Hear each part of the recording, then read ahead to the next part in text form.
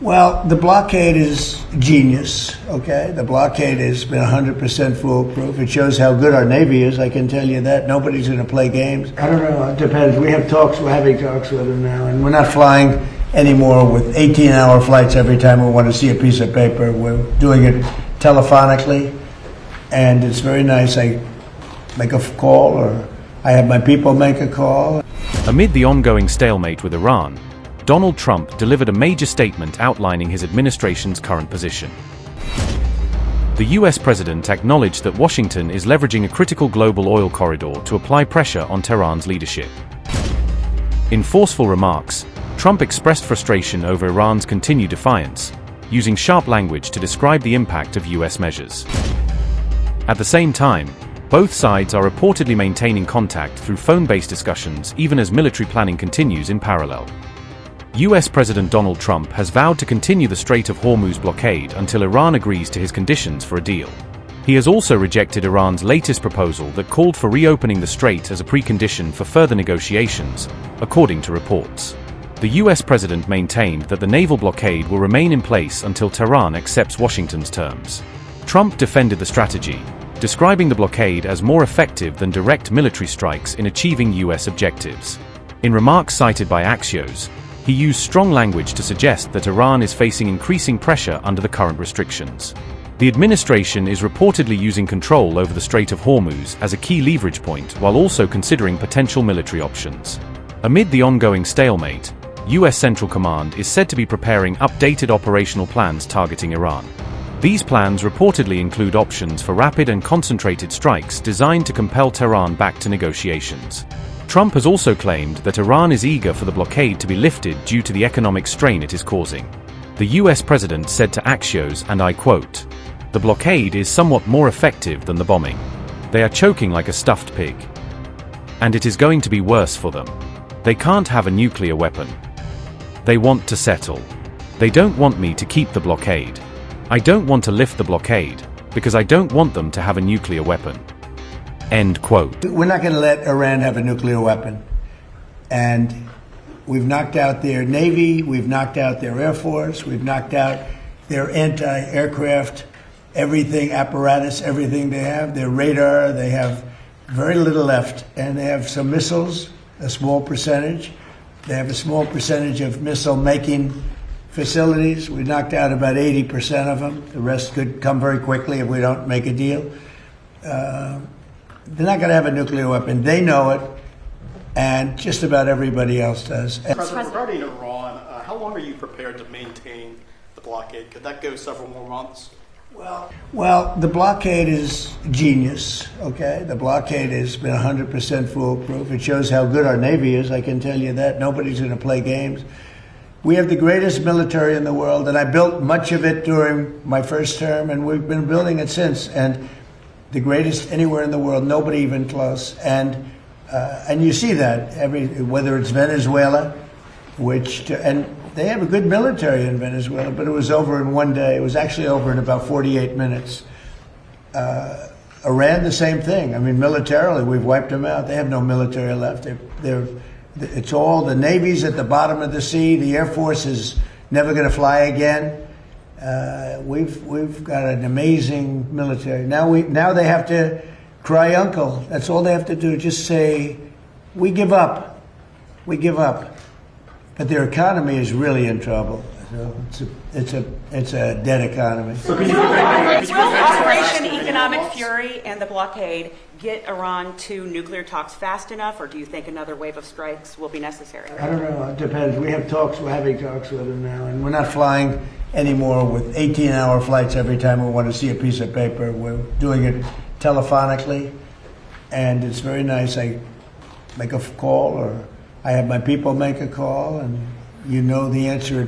I always like face-to-face. I consider it better.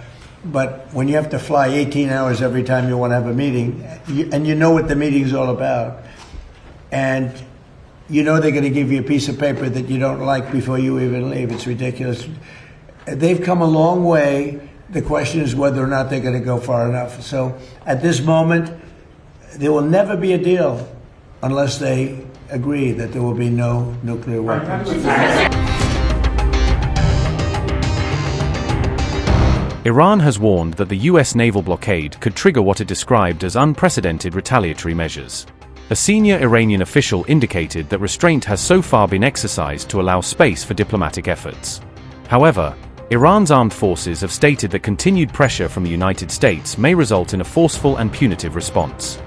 A senior officer from the Islamic Revolutionary Guard Corps Navy declared that his force stands ready to confront any fresh escalation, vowing to use what he called surprise tactics against US assets at sea. Mohammad Akbarzadeh, the IRGC Navy's deputy for political affairs, delivered the remarks on April 28 in the southern port city of Minab, making clear that Tehran wants its deterrent message heard well beyond the Gulf.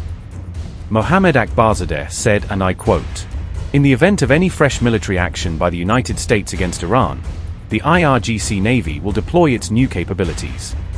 Navy would employ its new cards, including in the field of smart targeting, and will set the massive vessels of the criminal regime ablaze with its fury and take them out of operation. The Islamic Republic would also utilize its other instruments of power across other resistance fronts." Unquote. Akbarzadeh's warning did not come in a vacuum. It was issued against a backdrop of simmering tensions involving both the United States and Israel, with recent clashes still fresh in memory.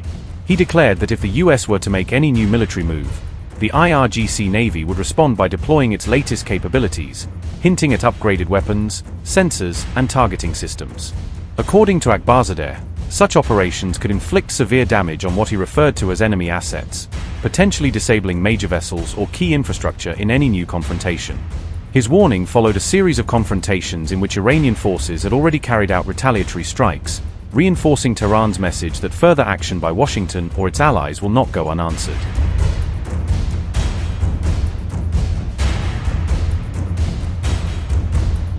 Iran's recent operations reportedly targeted sensitive American and Israeli positions across several parts of West Asia, underscoring that Tehran can still project force well beyond its borders. The intensity of these exchanges eventually pushed Washington to announce a temporary pause in its military actions, a move seen as an attempt to prevent further escalation. That pause was later extended, signaling a brief reduction in direct hostilities between the two sides, even as tensions and rhetoric remained high. Despite the ongoing conflict, US officials have publicly acknowledged that Iran continues to retain substantial military capabilities. Recent reports suggest that a significant portion of Iran's ballistic missile arsenal remains intact, preserving Tehran's ability to strike regional targets. Officials have also noted that the IRGC Navy's fleet is still operational and ready for rapid deployment, keeping pressure on US and allied forces across key waterways.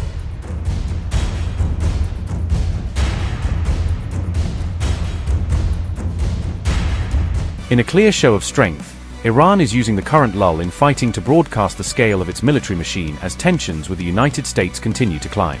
The Defense Ministry has announced that Iran is now producing more than 1,000 different types of weapons domestically, underscoring how far its homegrown industry has come under sanctions. Ministry spokesman Reza Tlaib delivered the message under fragile ceasefire, framing it as proof that Iran has not lost its edge despite weeks of conflict. He insisted that during the recent hostilities, Iran managed to maintain what he called operational superiority in the skies, combining air defenses and strike capabilities.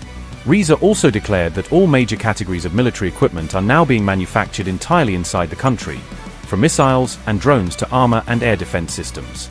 According to him, this level of self-reliance is the result of more than 2 decades of continuous investment in Iran's defense sector. Officials further disclosed that a significant portion of Iran's missile arsenal has still not been deployed, implying that Tehran retains considerable firepower in reserve. State media added that Iranian forces were able to launch counterstrikes while keeping strong air defense coverage in place throughout the clashes. They also stressed that weapons production is deliberately spread across multiple locations nationwide, to ensure factories can keep running even if some facilities come under attack.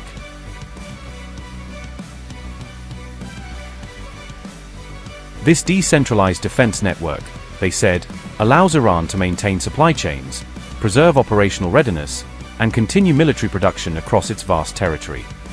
Reports also suggest that more than 9,000 firms are currently working with the military to support weapons development, logistics, and industrial coordination. Iranian authorities described this broad industrial ecosystem as central to the country's ability to sustain a prolonged war if tensions were to escalate further.